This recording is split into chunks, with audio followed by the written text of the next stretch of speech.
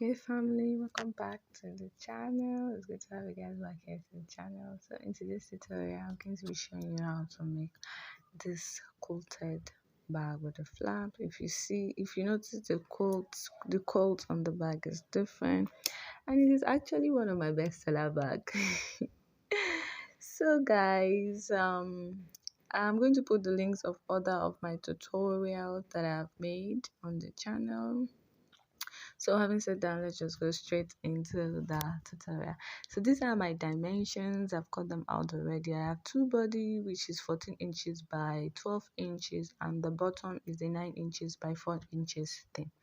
So this is just me going using my tape to mark out 2 inches like this, so that I'll be able to connect the lines. I make it up and down so that I'll be able to connect the lines. So this is the first pattern. Is it pattern or design on the body of the bag? So you have to go this way.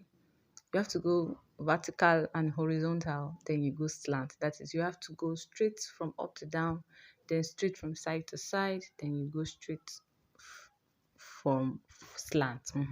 So after doing that, this is me also measuring 2 inches again.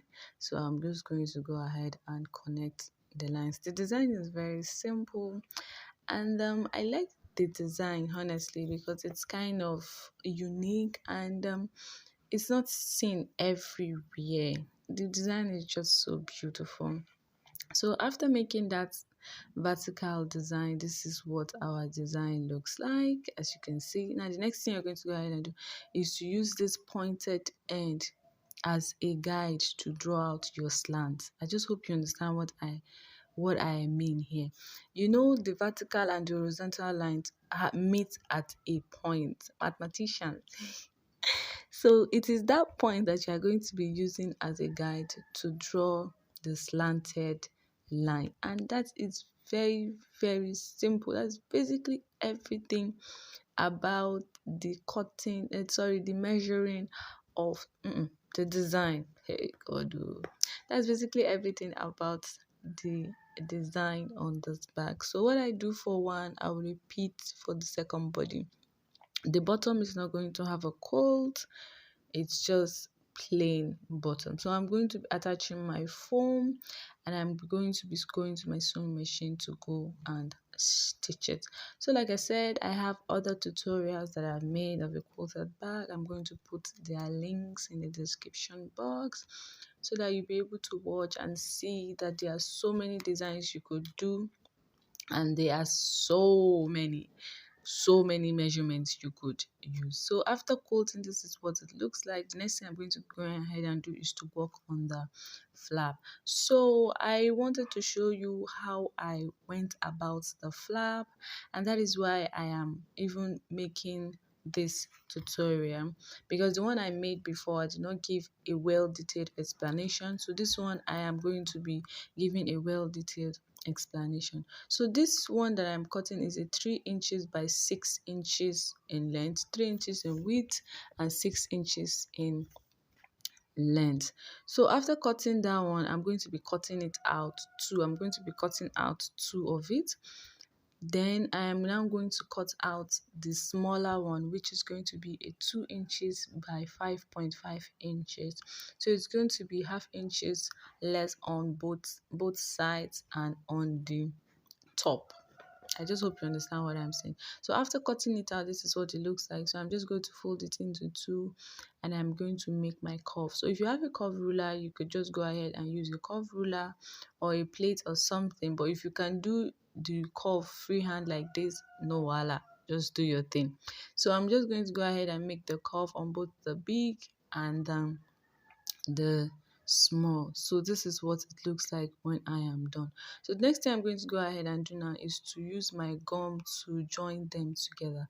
This is because I don't want it to have any lumps when I am working with it, and I don't want it to move around when I want to stitch. So you rub the gum on the back side of the small one and the front side of the big one. Please be careful while using gum, because you don't want them there to be gum stain. But in case you have gum stain, there is what you can use to clean your gum from your bags, from your finished product. You could use a nail dissolver. Yes, that's this thing that they use to clean cutters on your nails. Yes, I know you have it in your house and it's just there. And sometimes the thing just dry because you don't use it all the time. Now make good use of it. Just use it to clean gum from your bags. So after doing that, I'll just go ahead and stitch it round.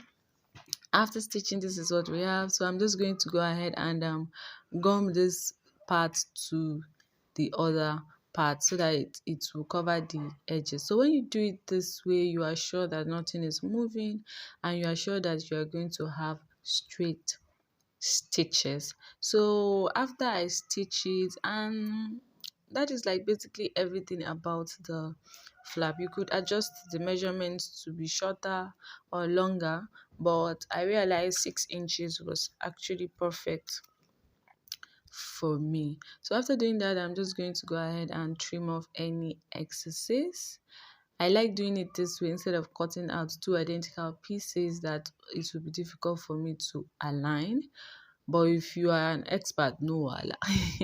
So I'm just using my ruler to just smooth in the edges like this. Then I'll just trim off any extra edges that come out after smoothing. Then I will just go to my sewing machine and sew it round again. So after sewing, this is what it looks like.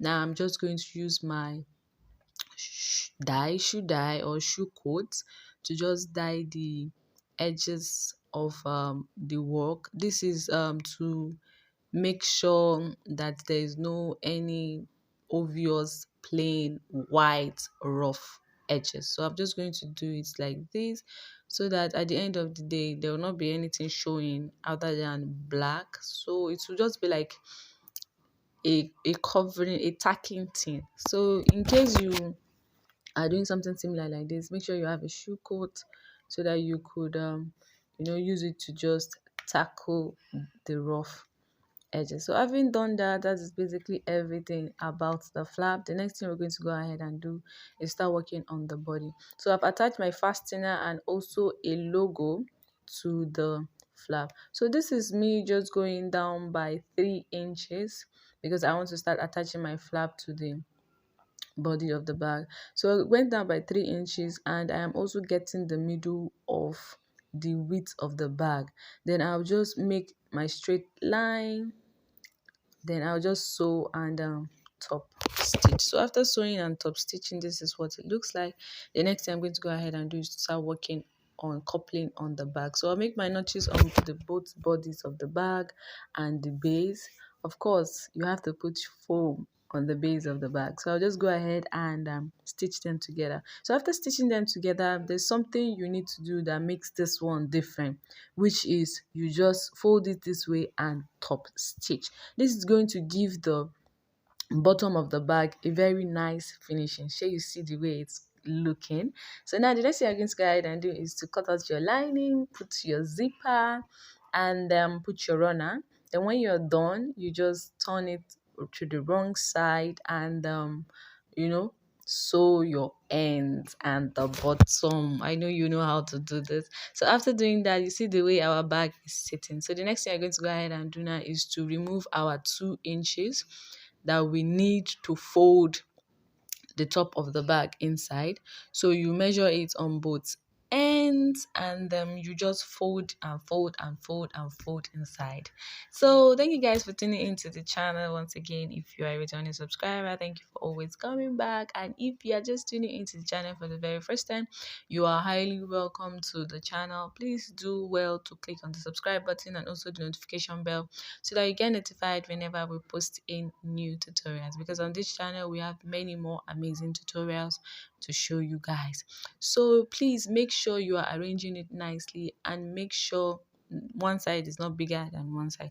For the eyelets, which is the chain holder, I just went out by 3.5 inches on both sides. I make my circle and I made a hole. So if you don't know how to fix eyelets, I have a tutorial. I am going to put the link, and the bag comes with a woven chain I am also going to put the link on how to make a woven chain. So having done everything, and that is like basically everything about this tutorial, and this is the final look of the bag. It's so beautiful. So thank you guys for tuning into the channel once again. I hope you learned something, and see you guys in my next one. Bye.